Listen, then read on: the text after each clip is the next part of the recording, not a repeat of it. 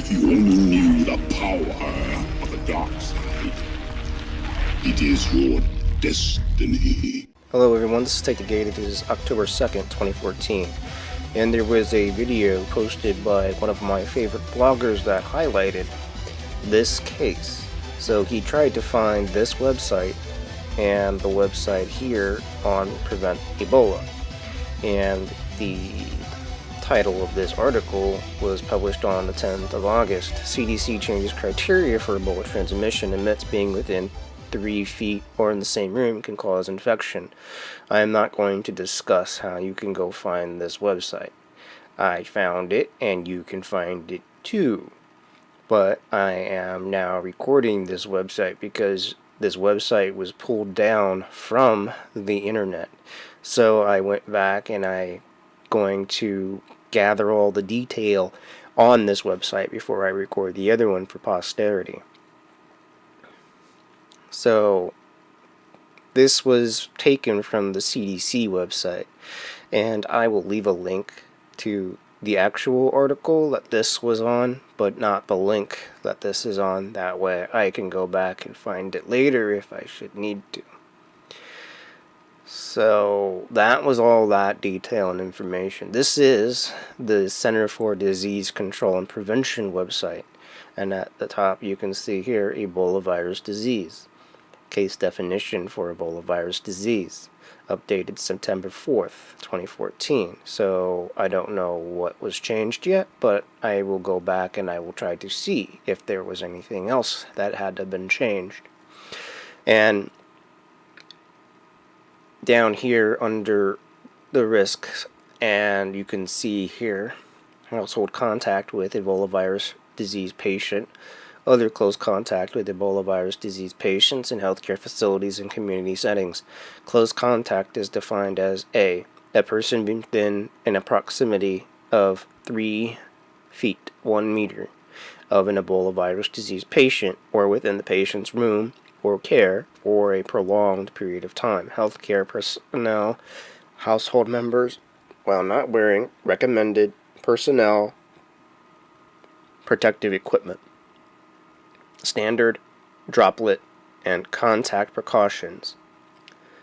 See infection prevention and control recommendations.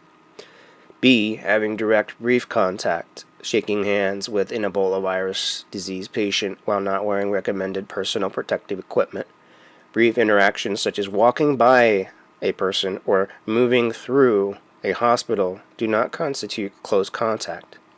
So I'm going to go ahead and click on the disease recommendations for control, and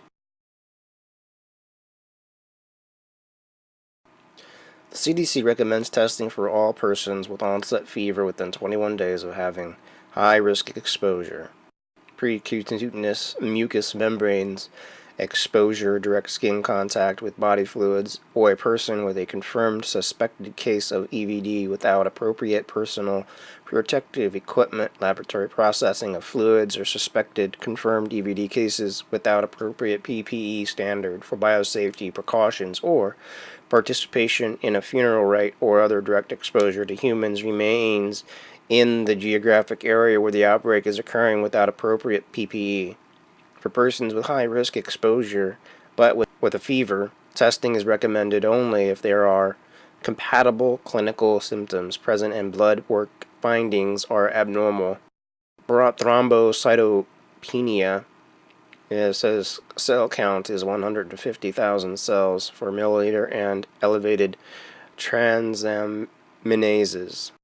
If a patient is identified, the set of protocols put in place for the operations are: isolate the patient where appropriate PPE, restrict visitors, avoid aerosol generating procedures.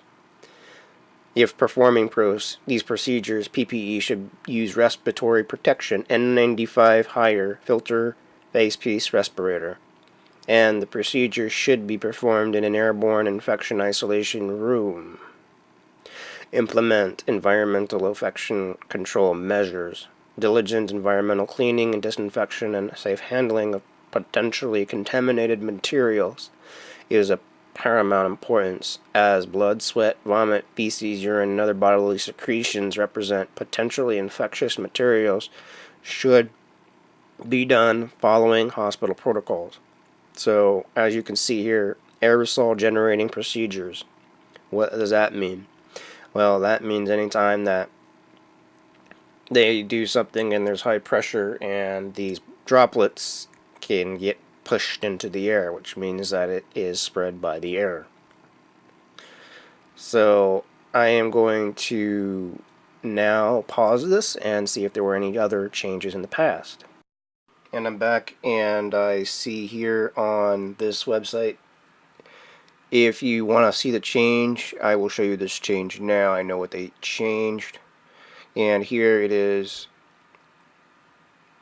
this part, number 2, epidemiological risk factors, and travel to an area where the EVD transmission is active, or direct handling of bats or non-human primates from disease endemic areas. This is what they changed.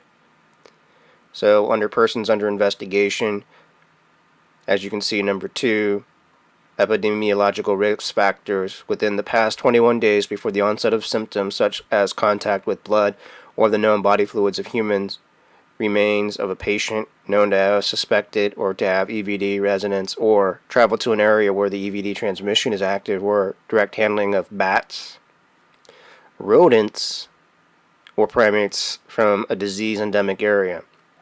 So, and that's curious that they took out rodents, as you can see it right there. The reason why that is curious is because we have the capybara rodents here in the United States, as well as different types of marsupials like the possum and the pseudo bear, the raccoon from South America. And these might be carriers, people. So I just wanted that to be seen. I'm going to check the other page and see if there's any differences. So I didn't find anything under the safe management part of this website. So I will just leave a basic link to both of these so that you can go and look at them yourself. I am going to recommend that people are going to become complacent, and one of the things it says here is to wear double coverings. So double coverings of your hands, gloves, your leggings, your booties or boots coverings, shoe coverings, or suits or leg coverings. So you're going to wear double up on those so that it doesn't penetrate the inner layer when you go to change them out, supposedly. That way you don't have to, I guess, spray yourself down when you come out of an area. You just throw away the old covering, like a second skin. Please comment, rate, and subscribe. This is Take the Gate, signing out.